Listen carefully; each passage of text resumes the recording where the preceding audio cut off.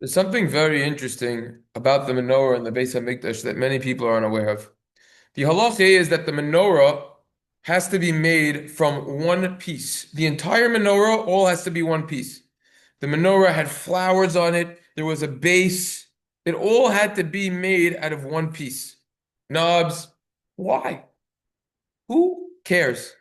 They make now prefabbed, short for prefabricated houses, and they could deliver the whole thing, deliver it one shot, finish, it's done. It's very easy. They're also actually doing this for major multi-family and commercial properties where they have the basic frame of a building that they make, and then all of the rooms individually are prefab. They basically just put them right in, and it actually blocks out sound a lot better. It's very strong. Prefab. So it's much easier if it's just two pieces. You have the base, you have top menorah, boom, you put it down, you have the flowers you add on after, nods, anything else that you need, etc. Why is it that it has to be with one piece?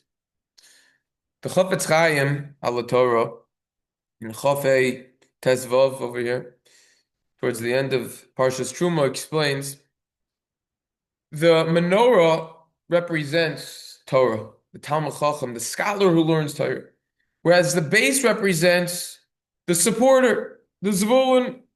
So the menorah in general is the Yissochar, the person who's learning, whereas the base is the person who's supporting the Torah. You need the base. If you don't have the base, the menorah is going to topple over. We need that connection over here. We see that there's a connection between the supporter of Torah and the learners / teachers of Torah. This also teaches us another idea.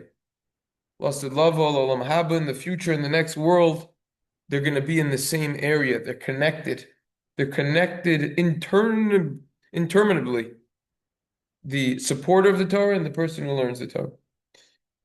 But the Chafetz Chaim explains yet another idea.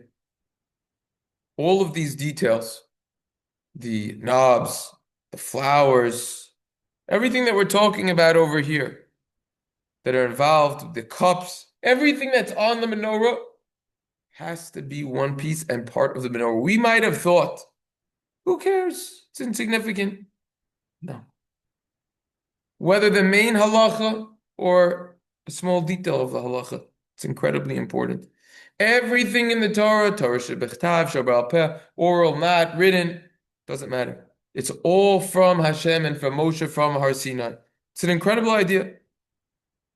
And therefore, that's why it has to be all one solid piece.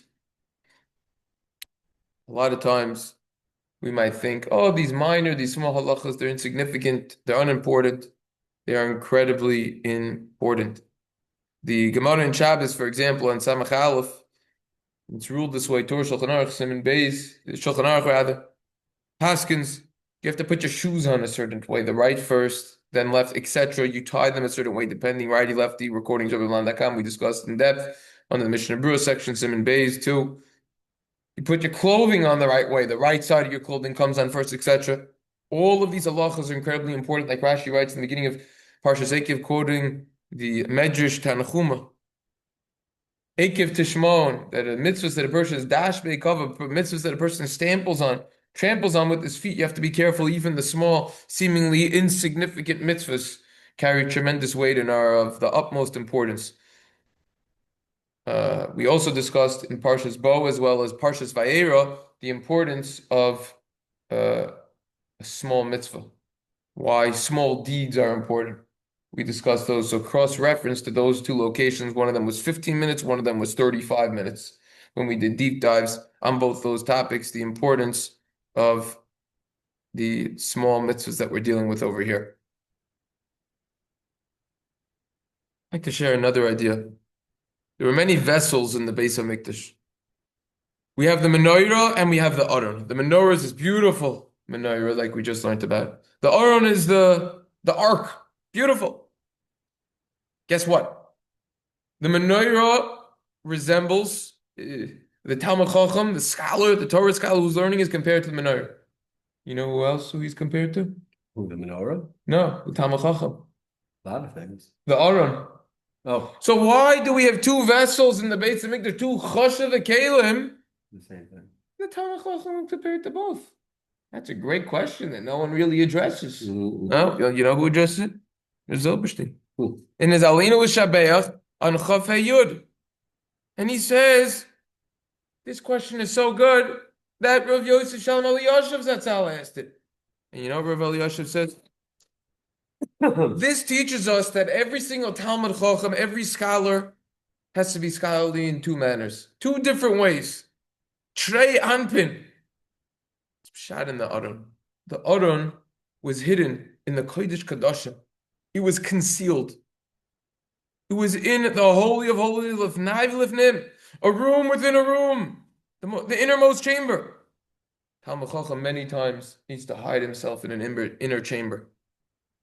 He needs a place to learn Torah Kedosha, to serve Hashem, his baitus, to think about how he can improve his ways, etc. Do even better than what he's doing. To be hidden in the Beis Hamikdash, not to be seen outside, out there.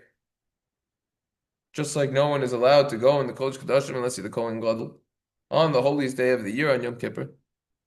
So too, no one could know about this Talmud Chacham's inner world. Special time for him to grow. However, comes Rav Eliyashiv and says the Talmud Chacham has a second way that he needs to act as well.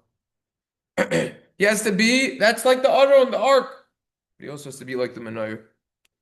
The Menorah is mafitza or al kol saviv vaysecha. The Menorah spreads its light to all areas. A little bit of light could push away a lot of darkness. The Talmud Chacham, the scholar, has to influence everyone who he interacts with positively, including his neighbors, through his good deeds, his good acts. Over here we see the importance of serving Hashem privately. And therefore, if a Talmud Chacham sins privately, he's going to be held accountable tremendously. In a very bad way. It's very severe. We discussed this on another occasion, the importance of serving Hashem privately and publicly, and how both are incredibly important. Now, it's even alluded to in the first Ramah we discussed. So this is an important idea, two important points to keep in mind. That number one, to realize that the Menorah all has to be one piece, connection between the supporter and the learner, and, how all of the small details matter, every small mitzvah. And number two, the Talmud Chacham has to be act in two ways, private, but also public. He has to be good both, yeah. What was the connection again? Because in private, he's going to get so much more punished. Yeah, because we see how important it is for a Talmud Chacham to serve Hashem privately, and that's a major and crucial and integral part of his steiging, his growth. So too, he has to be ever so careful not to sin privately, because that's part of his characteristics.